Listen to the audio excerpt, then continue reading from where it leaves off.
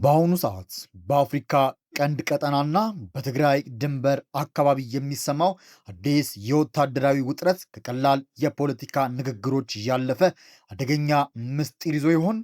ታንኮችና ከባድ የጦር መሳሪያዎች ድንበር ተሻግረው ገብተዋል የሚሉ ዘገባዎች ሲወጡ፣ በሌላ በኩል ደግሞ ከፍተኛ የጦር አዛዦች ስለ ሀገር ሉዓላዊነትና ዝግጅት ጠንካራ ማስጠንቀቂያ እየሰጡ ይገኛሉ። ሰላም ጤና ይስጥልን ውድ የብስራት ሚዲያ ቻናል ቤተሰቦች እንደምን ቆይታችኋል? እነዚህንና ወቅታዊ አሳሳቢ የጂኦፖለቲካዊ መረጃዎችን በፍጥነት እንዲደርሳችሁ ቻናሉን ሰብስክራይብ ማድረግና የደውል ምልክቷን መጫን አትርሱ እያልን በቀጥታ ወደ ዝርዝር መረጃው እናልፋለን። በቀጠናው አዲስ ወታደራዊ እንቅስቃሴ መኖሩን የሚጠቁሙ መረጃዎች በአደባባይ መውጣት ጀምረዋል። ነገር ግን ይህ አዲስ ነገር እንዴትና በምን መልኩ ተፈጠረ? የታሪኩ መነሻ የሚጀምረው የቀድሞ የቢቢሲ ጋዜጠኛና በአሁኑ ሰዓት በለንደን ዩኒቨርሲቲ የኢንስቲትዩት ኦፍ ኮመንዌልዝ ስተዲስ ዋና ተመራማሪ እንዲሁም በአፍሪካ የቀንድ ግጭቶች ላይ ትኩረቱን አድርጎ በሚሰራው ማርቲን ፕላውት ባወጣው ያልተጠበቀ መረጃ ነው። እንደ ማርቲን ፕላውት ገለጻ የኤርትራ መንግስት ለህወሓት እስከ ታንክና ዙ 23 የተባሉ የአየር መቃወሚያዎችን ጨምሮ ከባድ የጦር መሳሪያዎችን ማቅረቡን አመላክቷል። መሳሪያዎቹም ወደ መሃልና ደቡብ ትግራይ መጓጓዛቸውን ገልጿል።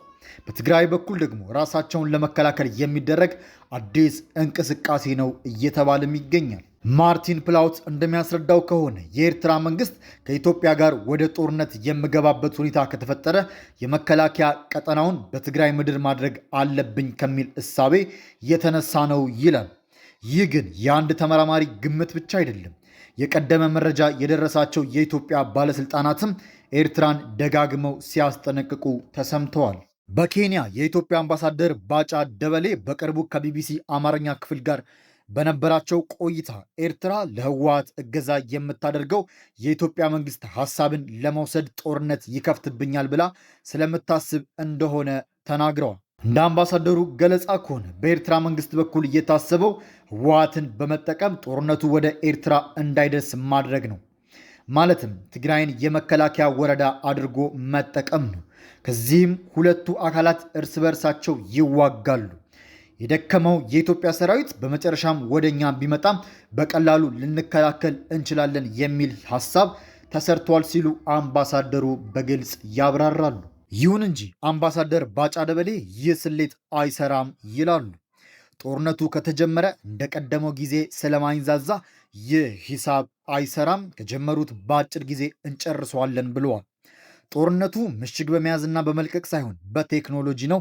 ጦርነት ከተጀመረ ደግሞ የኤርትራ መንግስት አይኖርም፣ በራሱ ይጠፋል። አስመራ ደጀን ሆኖ በአድመ ግንባር መሆን አይችልም፣ ሁሉም ግንባር ናቸው ሲሉም ነበር የተናገሩት። ይህ ግን አዲሱ መረጃ ብቻ አይደለም። የሁለቱ አካላት ትብብር ከዚህም አልፏል የሚሉ ሌሎች ክሶች አሉ። በሶማሊያ የኢትዮጵያ አምባሳደር ሱሌይማን ደደፎ በኤክስ ገጻቸው ባሰፈሩት መልእክት ህወሓት ከኤርትራ መንግስት ጋር የፈጠረው የጋራ ግንባር አሁን አደባባይ ወጥቷል ብለዋል። በዚህም የኤርትራ ወታደራዊ አዛዦችና የደህንነት ኃላፊዎች ብሎም እስከ ታንክ ድረስ የዘለቁ ከባድ መሳሪያዎች ወደ ትግራይ ገብተዋል ሲሉ አስታውቀዋል። አምባሳደሩ አክሎም የኤርትራና የህወሓት ድጋፍ የአማራ ክልል ወሰን እስካለበት የትግራይ ጫፍ ድረስ ማለትም እስከ ራያ አላማጣ ድረስ የዘለቀ መሆኑን ገልጸዋል። ከዚህ የበለጠ አሳሳቢው ነገር ግን ህወሓት አሁን ከኤርትራ ያገኛቸዋል የተባሉት ከባድ መሳሪያዎች ብቻ ሳይሆኑ ከዚህ ቀደም የነበሩት መሳሪያዎችስ የት ገቡ የሚለው ጥያቄ ነው። ህወሓት በአሁኑ ሰዓት ከኤርትራ መንግስት እያገኘ ነው ከተባለው የከባድ መሳሪያ ድጋፍ በተጨማሪ ቀደም ብሎ በ2013 ዓ.ም የሰሜኑ ጦርነት በፈነዳበት ወቅት ከሰሜን እዝ የወሰዳቸው መሳሪያዎች በፕሪቶሪያው ስምምነት መሰረት አላስረከበም የሚል ክስ በፌዴራሉ መንግስት በኩል ሲቀርብበት ይሰማል።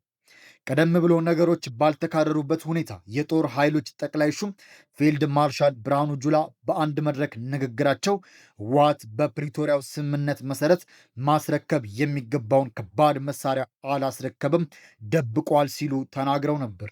አምባሳደር ባጫ ደበሌም ከቢቢሲ አማርኛ ጋር በነበራቸው ቆይታ ሁላችንም በቴሌቪዥን እንዳየነው ያስረከቡት የጦር መሳሪያ እየተበላሸ ነው። አሁን ደግሞ ደብቀዋል። ታንኮችና የአየር መቃወሚያዎችን ተቆፍረው ሲወጡ በማሳየት ላይ ናቸው ብለዋል። በአንድ ወቅት በተሰራጨ አንዳንድ ምስሎች በትግራይ የተቀበሩ የጦር መሳሪያዎች በኤስካቫተር ተቆፍረው ሲወጡ የነበረ መሆኑ ይታወቃል። አምባሳደሩ አክሎ መሳሪያዎቹን እንደደበቋቸው ይታወቃል። ከዚህ ባለፈም የጦርነት ዝግጅት ሊያደርጉ እንደሚችሉ ግምት ሊኖር ይችላል። በሂደት ግን የማጭበርበር ተግባር ተፈጽሟል ሲሉ ተናግረዋል። የጦር መሳሪያ ማስረከቡ ሂደት ራሱን የቻለ የአፍሪካ ህብረት የታዛቢ ቡድን ቢኖርም እንደ አምባሳደር ባጫ ከሆነ ቡድኑ በጊዜ የመሳሪያ ማስረከቡን ሂደት በአግባቡ እንዳይታዘብ ተደርጓል ብለዋል። በሌላ በኩል ደግሞ ከከባድ መሳሪያዎቹ ማስረከብ ጋር በተያያዘ በህወሓት አመራሮች በኩል የሚነሳ የመከራከሪያ ሐሳብ አለ።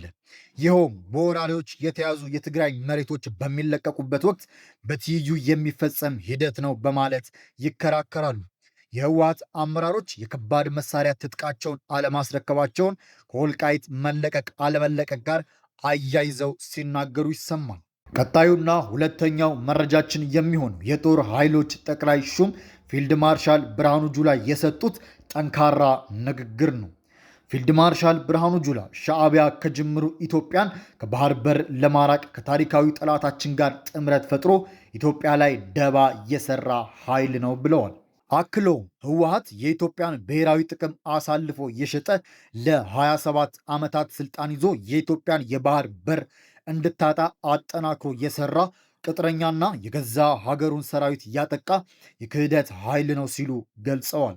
ፊልድ ማርሻል ብርሃኑ ጁላ ባንዳ ለሀገሩ ሲሞት እኛ ለሀገር ሉዓላዊነት፣ ለህዝቦች ክብርና አንድነት እንሞታለን በማለት ኢትዮጵያ በተደጋጋሚ በህወሓት ክህደት የተፈተነች ነገር ግን ጸንታ የቆመች የልዩ ዘመቻ ሰራዊት መሰል ጠንካራ አርበኛ ልጆች ያሏት ሀገር ስለሆነች ጉዞዋን ቀጥላለች ብለዋል። የጥፋት ኃይሎች በባዕዳን ስትራቴጂ ስር ተሰልፈው ኢትዮጵያን የማዳከምና የማፍረስ ጥምረት ቀርጸው ህዝባችንን ለስቃይና መከራ በመዳረግ ደካማ ኢትዮጵያን ለማየት ጓግተው ቢሰሩ ይህ ፍላጎታቸው መቼም ሊሳካ እንደማይችል አሳይተናቸዋል ነው ያሉት።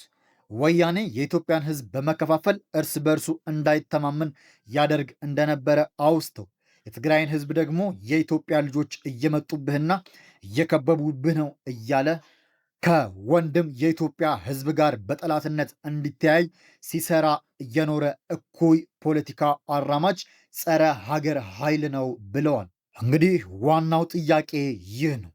በአንድ በኩል ከኤርትራ ገቡ የተባሉትና ከተቀበሩበት ተቆፍረው ወጡ የተባሉ ከባድ መሳሪያዎች ሲታዩ፣ በሌላ በኩል ደግሞ የኢትዮጵያ ወታደራዊ አመራሮች ለማንኛውም ግዳጅ ዝግጁ ነን በማለት ጠንካራ ማስጠንቀቂያ ሲሰጡ ይደመጣል። ይህ ሁሉ የወታደራዊ ዝግጅትና የጦርነት ስጋት ነው ወይስ ሁሉም ወገኖች የሚፈልጉትን የኃይል ሚዛን ለመፍጠር የሚያደርጉት ወታደራዊና ፖለቲካ ግፊት ብቻ ነው? እውነታውን ወደፊት አብረን የምናየው ይሆናል። እርሶስ በዚህ ጉዳይ ላይ ምን ያስባሉ? ሀሳብ አስተያየታችሁን በኮሜንት መስጫው ላይ ያጋሩን።